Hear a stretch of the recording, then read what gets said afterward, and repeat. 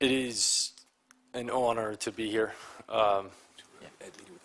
As a young man raised and brought up in the public school system, I pledge my allegiance to that flag every single day. And the honor, maybe one of the greatest honors of my life today, is to be here and leverage the work that I've done as testimony that may in some way benefit this nation that I love. I'd like to start by saying thank you to Chairman Corker for your leadership in this endeavor, and to Senator Cardin. And I applaud you for your agreement, and I believe in you and your leadership and your ability to take us out of it. I'm here today to defend the right to pursue happiness. It's a simple notion, the right to pursue happiness. It's bestowed upon all of us by our Constitution. Every citizen of this country has the right to pursue it. And I believe, but the right to pursue happiness for so many is stripped away. It's raped. It's abused. It's taken by force, fraud, or coercion. It is sold for the momentary happiness of another. Now, this is about the time when I start talking about politics that the internet trolls tell me to stick to my day job.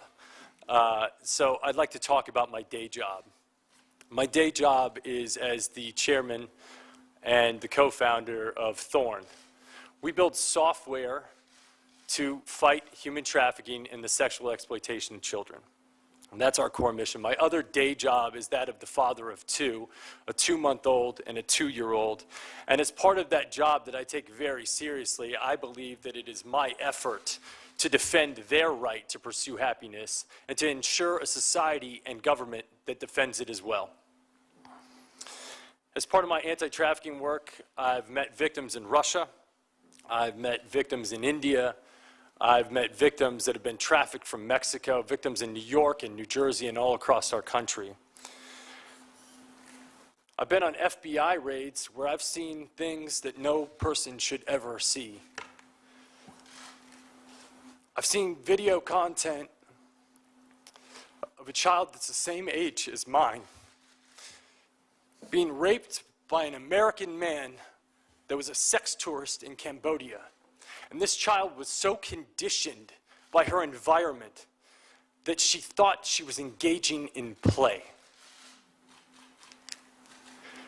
I've been on the other end of a phone call from my team asking for my help because we had received a call from the Department of Homeland Security telling us that a 7-year-old girl was being sexually abused, and that content was being spread around the dark web. And she had been being abused, and they'd watched her for 3 years, and they could not find the perpetrator, asking us for help. We were the last line of defense. An actor and his foundation were the potential last line of defense. That's my day job, and I'm sticking to it. I'd like to tell you a story about a 15-year-old girl in Oakland. We'll call her Amy. Amy met a man online, started talking to him. A short while later, they met in person. Within hours, Amy was abused, raped, and forced into trafficking. She was sold for sex. And this isn't an isolated incident. There's not much that's unusual about it. The only unusual thing is that Amy was found and returned to her family within 3 days using the software that we created, a tool called Spotlight. And in an effort to protect its capacity over time, I won't give much detail about what it does, but it's a tool that can be used by law enforcement to prioritize their caseload. It's a neural net. It gets smarter over time. It gets better, and it gets more efficient as people use it. And it's working. In 6 months, with 25% of our users reporting, we've identified over 6,000 trafficking victims, 2,000 of which are minors. This tool is in the hands of 4,000 law enforcement officials and 900 agencies. And we're reducing the investigation time by 60%. This tool is effective, it's efficient, it's nimble, it's better, it's smarter. Now, there's often a misconception about technology that in some way it is the generator of some evil, that it's creating job displacement, and that it enables violence and malice acts. But as an entrepreneur and as a venture capitalist in the technology field, I see technology as simply a tool without will. The will is the user of that technology, and I think it's an important distinction. An airplane is a tool. It's a piece of technology. And under the right hands, it's used for mass global transit, and under the wrong hands, it can be flown into buildings. Technology can be used to enable slavery, but it can also be used to disable slavery, and that's what we're doing. I alluded to a phone call that we got from the Department of Homeland Security about this girl that was being trafficked on the dark web. Now, it's interesting to note that the dark web was created in the mid-90s. It was a tool that was created by the Naval Research Lab called Tor, a tool with absolute purpose and positive intention for sharing intelligence communications anonymously. It's also been used to help people who are being disenfranchised by their government within political dissent in oppressive regimes. But on the other side, it's used for trafficking. For drug trafficking, for weapons trafficking, and for human trafficking. And it's also the warehouse for some of the most offensive child abuse images in the world. Now, when the Department of Homeland Security called us and asked for our help, and asked if we had a tool, I had to say no. And it devastated me. It haunted me. Because for the next 3 months, I had to go to sleep every night and think about that little girl that was still being abused. And the fact that if I built the right thing, we could save her. So that's what we did. And now, if I got that phone call from Greg, wherever you're at, the answer would be yes. We've taken these investigation times of dark web material from 3 years down to what we believe can be 3 weeks.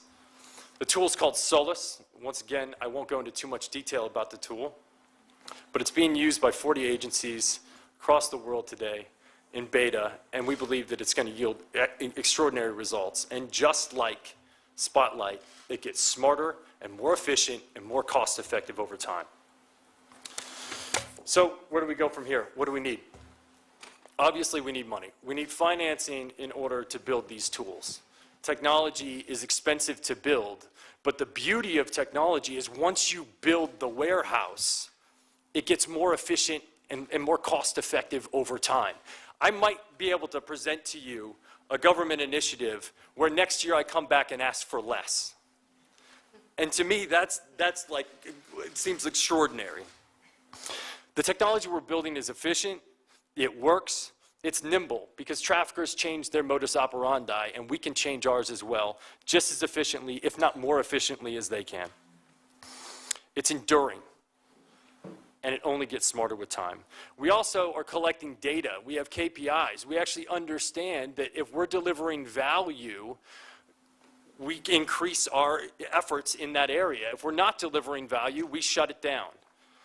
And it's a quantifiable solution. One of my mentors told me, don't go after this issue if you can't come up with a quantifiable solution. We can quantify it, and we can make the work that we're doing and the initiatives that you put forth accountable. My second recommendation is to continue to foster these private-public partnerships. Spotlight was only enabled by the McCain Institution and the full support of Cindy McCain and a man that I find to be not only a war hero, but a hero to this issue, John McCain. It wasn't just created by them. There was extraordinary support from the private sector. Company Digital Reasoning out of Tennessee stepped up to the plate. They offered us effort. They offered us engineers. They offered us support and pro bono work. We've had the support of companies that oftentimes war with each other, from Google to Microsoft to AWS to Facebook. And some of our other technology initiatives include many, many other private companies. It's vital to our success. These private-public partnerships are the key.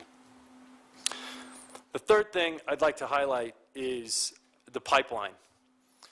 You know, we sit at the intersection of discovery of these victims, but the pipeline in and the pipeline out are just as vital and just as important, and addressing them are just as important. I'd like to highlight one thing in particular, that being the foster care system.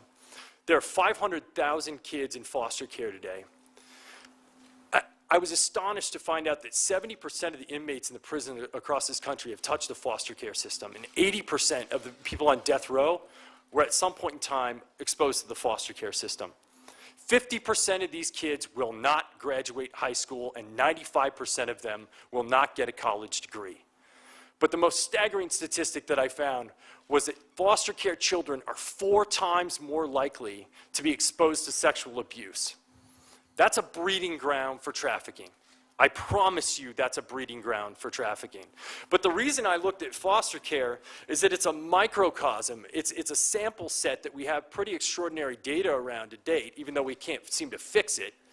It's a microcosm for what happens when displacement happens abroad as the unintended consequences of our actions or inactions in the rest of the world. When people are left out, when they're neglected, when they're not supported, and when they're not given the love that they need to grow, it becomes an incubator for trafficking. And this refugee crisis, if we want to be serious about ending slavery, we cannot ignore it, and we cannot ignore our support for this issue in that space, because otherwise we're going to deal with it for years to come. The outbound pipeline, there's just not enough beds. The bottom line is, once someone is exposed to this level of abuse, it's a mental health issue. And there aren't enough beds, there's not enough support, and we have to have the resources on the other side. Otherwise, the recidivism rates are through the roof. It's astonishing, because when Maslow's hierarchy of needs are not being met, people resort to survival, and if this is their means of survival and the only source of love that they have in their life, that's what they go for. So we have to address the pipeline out, and we have to create support systems on the other end. It's not an entitlement, it's a demand to end slavery.